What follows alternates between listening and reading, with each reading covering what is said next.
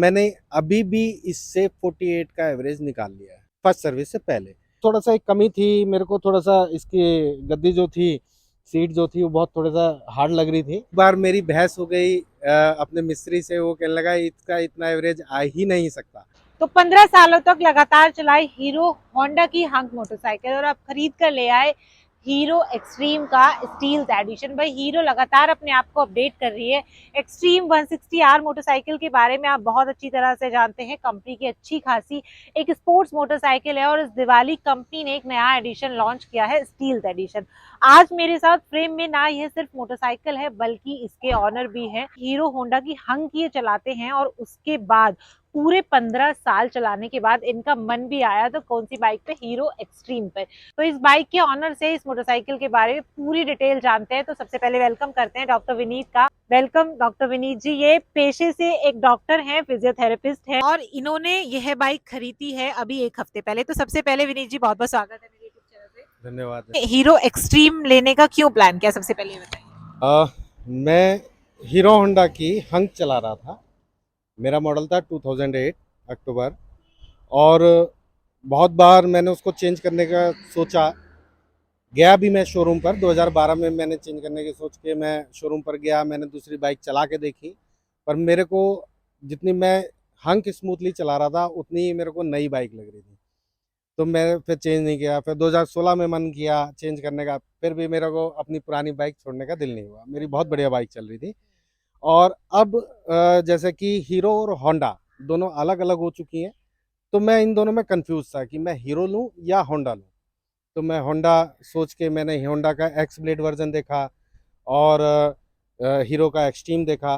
तो फिर मैंने सोचा कि होंडा ही लेनी चाहिए, और उसके लिए मैं एक्स ब्लेड लेने के लिए मैं जब निकला, मैंने गाजियाबाद में भी परचेज़ करने की कोशिश करी, किसी भी शोरूम पर वो अवेलेबल नहीं थी। मैंने दिल्ली में कोशिश करी, किसी भी शोरूम पर अवेलेबल नहीं थी।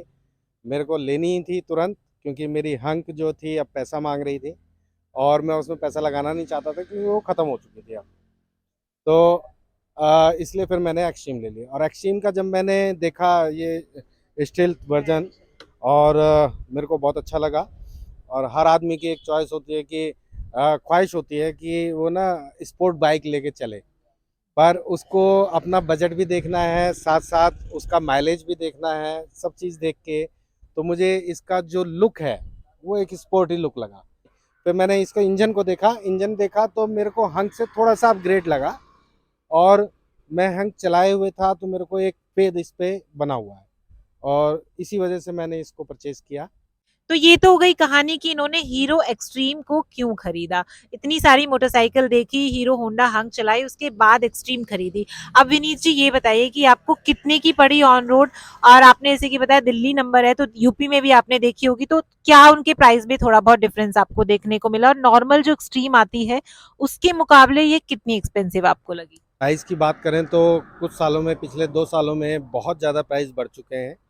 और अभी मेरे को ये ऑन रोड 146 की पड़ी है, वो 1,46,000 रुपये की। और 1,24,000 रुपये के आसपास इसका एक्स शोरूम प्राइस था। और गाजियाबाद और दिल्ली के रेट की बात करें तो दोनों में जो रोड टैक्स का फ़र्क है वो 3-4 हज़ार रुपये का रोड टैक्स का फ़र्क आ रहा था। और मेरे पास दिल्ली की भी आईडी थी, तो मेरे को कोई प्रॉब्लम नहीं हुई कि मैंने इसलिए दिल्ली की आईडी पे ले लिया। एक स्टील का नया एडिशन भी आया, उन दोनों में आपको क्या चेंजेस लगे और क्यों आपने इस पे स्विच किया उसके बजाय। जी, मेरे सामने दो चॉइस थी, स्टील्थ और स्टील्थ 2.0। तो मैंने दोनों को देखा, उसका कलर कॉम्बिनेशन था, साथ में उसमें ब्लूटूथ कनेक्टिविटी थी, और उसी को लेके उसमें मेरे को 8 से 10 हज़ार रुपये एक्स्ट्रा पे करने पड़ रहे थे। तो मेरे को ऐसा ब्लूटूथ की रिक्वायरमेंट नहीं दिखी, और मेरे को कलर ये ज़्यादा अच्छा लगा वो कलर कॉम्बिनेशन के मुकाबले।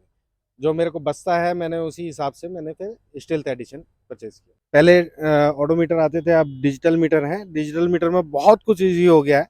इसमें गियर का आपको बिल्कुल क्लियर दिख जाता है कि गियर चेंज हुआ, कितना कितने पे चल रही है। स्पीड का बिल्कुल क्लियर हो जाता है, पेट्रोल का हो जाता है, टाइमिंग हो जाता है। मेरा ये देखिए आप, 116 किलोमीटर मैंने अभी चलाई है फर्स्ट राइड पे। और मेरी जो हंक थी उसको कंपनी क्लेम करती है 55 के अराउंड, और इसको भी 55 के अराउंड ही कंपनी क्लेम करती है।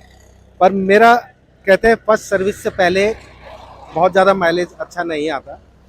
मैंने इसमें 1000 रुपीज़ का पेट्रोल डलाया था और अभी भी इस पे आप देख सकते हैं कि 2 डंडे कम हुए हैं। तो मैंने अभी भी इससे 48 का एवरेज निकाल लिया है फर्स्ट सर्विस से पहले। और मैं हंक से जो एवरेज निकालता था वो 62 65 के अराउंड मैं एवरेज ईजिली निकाल लेता था। और इस बारे में एक बार मेरी बहस हो गई अपने मिस्त्री से। वो कहने लगा इसका इतना एवरेज आ ही नहीं सकता। तो मैंने उसको बिठाया 1 लीटर पेट्रोल डला के और मैंने उसको चला के और दिखाया कि देखो इस ये इतनी एवरेज आ रही है। उस समय 68 अराउंड मैंने एवरेज निकाल के दिखाई थी।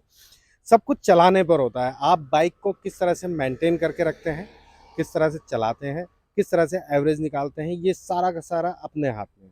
अभी नई बाइक है, मैं इसको बहुत ज़्यादा स्पीड पे नहीं चलाया है।